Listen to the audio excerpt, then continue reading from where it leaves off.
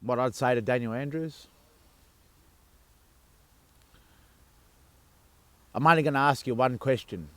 Are you prepared to listen to the truth? And that's it. If so, sit down, shut your mouth and listen. If not, don't waste my time any longer than you already have.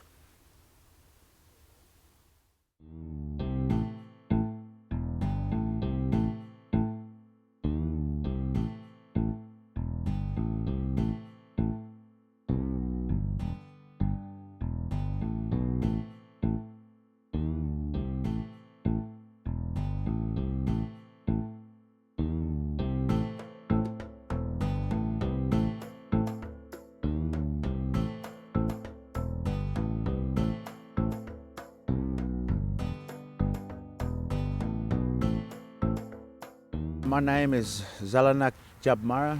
We are on the Djab Wurrung landscape, and it belongs to the Djab Wurrung people, which are of the Ngunnawal clan. While we're here fighting for to save and to protect and preserve our culture right here, which is our birthing place, birthing grounds that belong to our women and children, belongs to the story of this place, belongs to the dreaming of this place, belongs to the songline of this place, which is far greater than you, me and any government that comes into power. My partner got a call out via Facebook, which was from an elder, and I kind of followed his footsteps, but I only came for 3 days.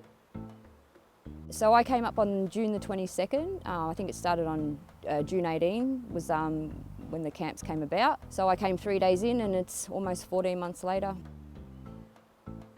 There was a farmer, or is a farmer, that has been fighting it for 7 years. I think her last ditch effort was, you know, have you contacted the traditional owners? And she wasn't aware of to do that, but she did, and that's when she contacted the elder, and this is how it's come about. We have numerous camps, they all do the same thing. They all protect and preserve our cultural right. They're all a part of a 12.5 kilometre stretch of land that we are protecting and preserving, and that we're looking after, we're holding on to, and we have possession of.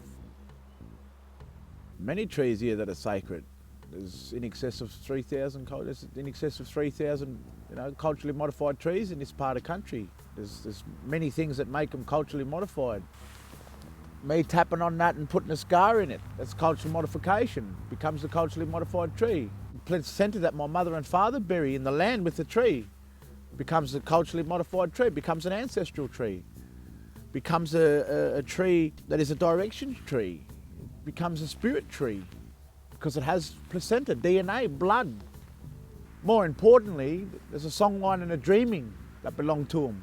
There's a storyline. Same way you read a book, we come and read the tree and tell the story. I'm here for everybody. You know, this is global. This is the attack on, you know, Mother Earth. People talk about climate emergency, climate action, climate change. There's a new one, climate justice. You know, First Nations people are justice for the climate. That's the bottom line.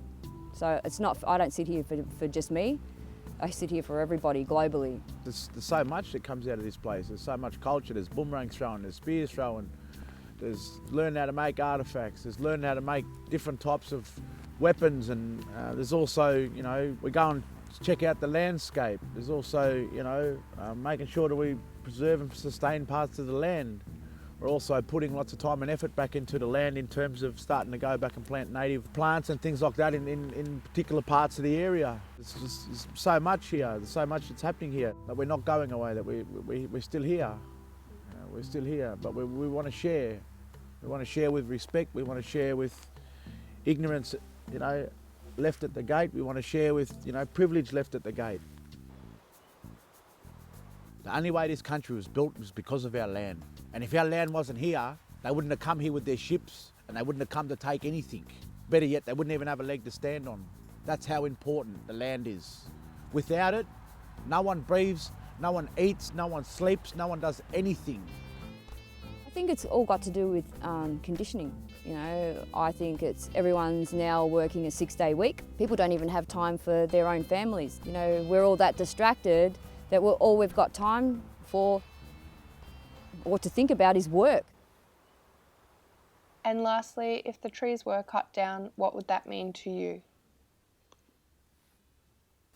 You might as well hang me up on a tree. You might as well hang me up on a tree. I can't go to any other country and call it home. I can't go to any other place in the world and call it home.